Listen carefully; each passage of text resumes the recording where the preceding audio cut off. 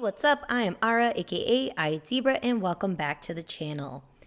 It's here! It is finally here! House of the Dragon Season 1 has started, and I just want to say the pilot alone has me hooked, and I can't wait to see more from the series. Episode 1 provided a lot of great setup for what's to come, but also dropped a major bombshell at the end of the episode. If you haven't seen the episode by now, this is your warning. Full spoilers ahead. If you're still here, you know what I'm talking about. It's Aegon the Conqueror's dragon dream called The Song of Ice and Fire. The Game of Thrones series was adapted from George R.R. Martin's book series, A Song of Ice and Fire. Naming Aegon's dream the same thing was definitely not just a nod to book readers, but a very deliberate choice from George. In the official House of the Dragon podcast, the hosts sat down with Ryan Condal, one of the showrunners of the series, and confirmed this prophetic dream Aegon had was George's idea, and he's been planning on including it for years. So I expect to see a nod of it when Winds of Winter and or A Dream of Spring eventually come out. In the meantime, we still have a lot to unpack, so let's get to it. The Song of Ice and Fire. King Viserys tells his daughter Rhaenyra, "But as Daenerys foresaw the end of Valyria, Aegon foresaw the end of men, to begin with a terrible winter busting out of the distant north. Aegon saw absolute darkness riding on the winds, and whatever dwells within will destroy the world of the living. When this great winter comes, Rhaenyra, all of Westeros must stand against it, and if the world of men is to survive it, a Targaryen must be seated on the Iron Throne, a king or queen strong enough to unite the realm against the cold and the dark." Aegon called his dream the Song of Ice and Fire. As I previously mentioned, this idea came directly from George. He has even hinted at this years ago in another interview. My Bessie Gray Area covered that in a video a few years ago, and you should definitely check that out, which will be in the description somewhere down below. But back to the dream. For those who may not know who Daenerys is, she's also known as the Dreamer. She was a daughter of House Targaryen back when they still resided in Valyria. She had a prophetic dream, also known as a dragon dream, where she foresaw the doom of Valyria and urged her father and their family to relocate. This is when the family moves to Dragonstone. The family was residing on Dragonstone when the doom eventually came to Valyria and continued to live there relatively secluded, besides interacting with some of their neighbors, most notably the other Valyrian family, House Velaryon, who was residing on Driftmark long before the Targaryens arrived.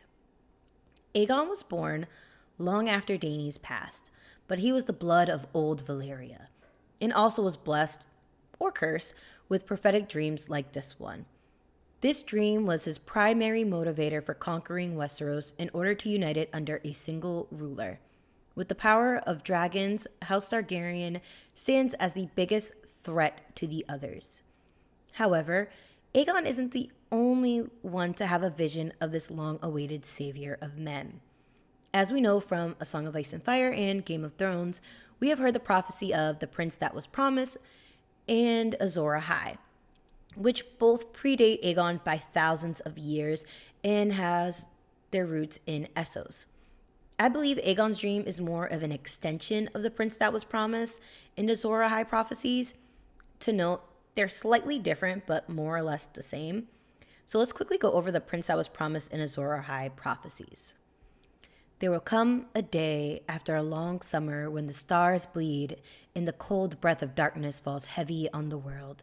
In this dread hour, a warrior shall draw from the fire a burning sword, and that sword shall be Lightbringer, the red sword of heroes, and he who clasps it shall be Azor Ahai come again, and the darkness shall flee before him. When the red star bleeds and the darkness gathers, Azor Ahai shall be born again amidst smoke and salt to wake dragons out of stone." The common denominator in all three of these prophecies is that Dragonfire and some great hero will be at the forefront against the fight against the others. I believe Aegon's dream helps to narrow the field of candidates down to an heir of House Targaryen. We have another person that has a vision that narrows that field even smaller, but we'll get to that a bit later in this video. Viserys shares Aegon's dragon dream with Rhaenyra because it is a long-standing tradition for the monarch of Westeros to pass it down to their heir. King Viserys is the fourth ruler in the Targaryen dynasty and is about almost a century removed from Aegon the Conqueror. So when it comes down to passing along the dream, they're doing pretty well so far. But a big question I know many people are going to wonder about was, did it truly continue to pass down between the heirs and rulers of this dynasty, as the transition of power wasn't always seamless? To answer that question, yes, I think it was. Let me break down how I believe this happened, as well as other people outside of the named heir that may have been privy to this information. So time for a brief lesson in Targaryen history. Who knows about the Song of Ice and Fire? For starters, Aegon the Conqueror obviously knows since he had the dream. I believe he shared this dream with both his sisters, Visenya and Rhaenys, as a way of motivating them to join him on his conquest of the Seven Kingdoms. Aegon would pass this down to his heir and firstborn son by Rhaenys, King Aenys I. Aenys would have told his heir, Prince Aegon, who unfortunately is usurped by his uncle. However, I believe before his eventual death, he would have told his wife/sister Rhaena, or maybe Prince Aegon told them both. We'll see. Now would be a great time to point out, I believe many of the people entrusted with this information would have told a very small select few of trusted secret keepers outside of their heirs, but back to the lovely game of Targaryen telephone. Of course, after Aenys' death, as I just mentioned, his son and heir Aegon didn't sit the throne, but his uncle King Maegor, son of Aegon and Visenya, took the throne instead. Visenya would have told Maegor this information directly. Unfortunately, Maegor did not have an heir, but the secret itself didn't die with him or Visenya. Rhaena, his niece, as I mentioned earlier, and now widow of Aegon, most likely knew. Once Rhaena's younger brother ascended the throne as King Jaehaerys I, she would tell him this information. I also believe she would have told her daughters as well at that time, as they were Jaehaerys' presumed heirs before he would have kids of his own. Jaehaerys did not keep much from Queen Alysanne, and I highly believe she was privy to this information, especially to make sure someone can pass this along in the event he were to pass without an heir. I also believe Jaehaerys informed Septon Barth, his most trusted advisor and friend, who was very knowledgeable of Valyrian history and dragons. Due to his reign being so long, Jaehaerys told quite a few people, namely the three official heirs to the throne that he had. His firstborn son, Aemon, then his secondborn son, Balon, and eventually his grandson, Viserys. Which brings us to the scene in the show, as we see King Viserys I tell his heir, Princess Rhaenyra, the secret. This is when things get a little fun. Also, again, spoilers for Fire and Blood and the future of House of the Dragon. As we know, Rhaenyra is Viserys' chosen heir, so when Aegon II is coronated, he would have no knowledge of this information, as his father wouldn't have said anything to him because he wasn't his chosen heir, making Aegon the Second, the first and probably only king that did not know the secret. However, the secret was alive and well with Queen Rhaenyra, who, unfortunately, like her great-grandfather, informed multiple heirs due to them predeceasing her. I believe Rhaenyra informed Jaehaerys, then Joffrey, and eventually Aegon the Younger. After the death of Aegon II, it is Rhaenyra's son, Aegon III, that takes the throne. His mother having told him the secret, things get back on track. I believe King Aegon III tells not only his son and heir, King Daeron, but his brother Viserys as well. King Daeron unfortunately dies very young and without a child of his own. I personally don't think he told Baelor because he assumed he would have had time to father an heir of his own one day. But like I said, Viserys, the Hand of the King, and son of Queen Rhaenyra and Prince Daemon, is well aware, and he most likely tells Baelor. I do not think King Baelor put much stock in this dream or anything related to the prince that was promised / Azor Ahai prophecies due to his zealotry. He burned and destroyed many texts related to Valyrian history, as it was in his eyes sacrilegious. He also did not intend to have children of his own, so I believe he thought he would outlive his uncle and put an end to it. Well, sucks to suck, and he died before his uncle, who would then become King Viserys II. Well, Viserys does his duty and tells his shitbag son, the future King Aegon the Fourth, aka the Unworthy. I personally think Aegon's messy ass told both his sons the future King Daeron II and his firstborn bastard son, Daemon Blackfyre, which is a whole other rabbit hole we can go down, but not doing that today. King Daeron would then go on to expand the pool of information further. Not only do I think he told his sons, Baelor, who predeceases him, and his son, future King Aerys I, I think he told his siblings, Brynden Rivers, aka Bloodraven, and Shiera Seastar, both great bastards of King Aegon IV, but also known to dabble in magic. By this time, the dragons have been dead for a while, so I can see why he would tap in his magically inclined siblings to help. If Bloodraven doesn't know by now, I believe when King Aerys I takes the throne, he is definitely informed. King Aerys dies without an heir of his own, and I don't believe he told Maekar, his younger brother. However, with Bloodraven around, I think he is the one that tells King Maekar I. King Maekar tells his son, Prince Aegon, aka Egg, if Bloodraven hasn't by now.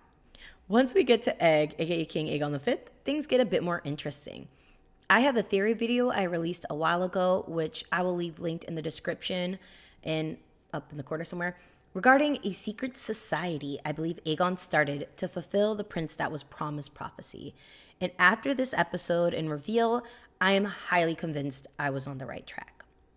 In that video, I bring up Maester Aemon, Egg's older brother, being involved, and I absolutely believe he would have information on this dream. I think with Maester Aemon and Bloodraven at the wall together, they definitely discussed more about it.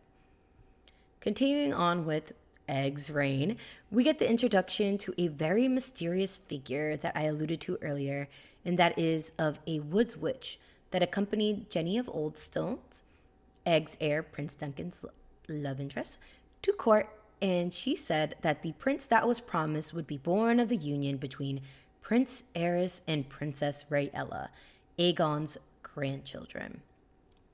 I believe with this revelation, Egg not only tells his son, Prince Duncan, but shares it with his other son, Prince Jaehaerys, the father of Aerys and Rhaenyra, and quite possibly with Aerys as the potential father of this hero. Summerhall goes down, leaving Prince Jaehaerys as the now King Jaehaerys II. If Aerys did not know by now, he definitely will find out, as his own heir was born at Summerhall, Prince Rhaegar. Prince Rhaegar definitely knows of this prophecy. If his father didn't tell him directly, Maester Aemon would have.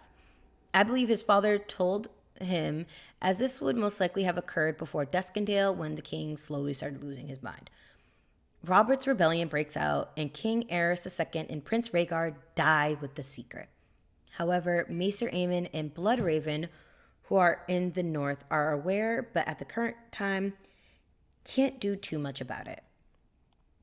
Well, I should amend that. The secret almost dies with Rhaegar, until Daenerys visits the House of the Undying in the books and sees her brother holding her nephew and says, he has a song. His is a song of ice and fire, which he then, through death, passes the secret to the next heir, Daenerys.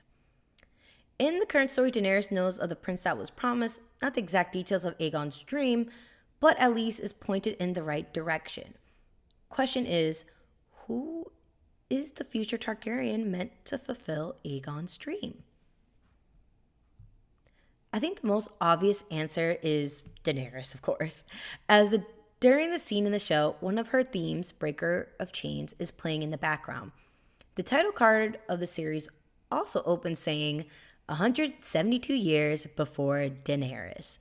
The North in Westeros would not have been able to defeat the others without her help. She also fulfills the prophecy very easily, which I won't break down much here as it's been done by so many others before me. However, there's also a strong argument to be made for Jon, to be the one to fulfill this dream. Let's be honest, if it weren't for Jon, no one would take the threat of the others seriously, and he actively makes moves to defend the realms of men from it. He unites the North and recruits Dany along with the other houses. He is a literal son of ice and fire, being the child of a Stark and Targaryen. Or is it a possible combination that Aegon was a bit wrong and both of them are needed as ice, Jon Snow, and the fire, Daenerys Targaryen, for winning the war for the Dawn? Well, who do you guys think is the one that will fulfill Aegon's dream? If you want to hear more of my thoughts on the show, tune into Direwolf City live on Monday nights at 8:30 p.m. Eastern Standard Time for our live after shows and breakdowns. The channel will be linked in the description down below. As always, please like and subscribe and hit the notification bell for future uploads. See you next time. Bye!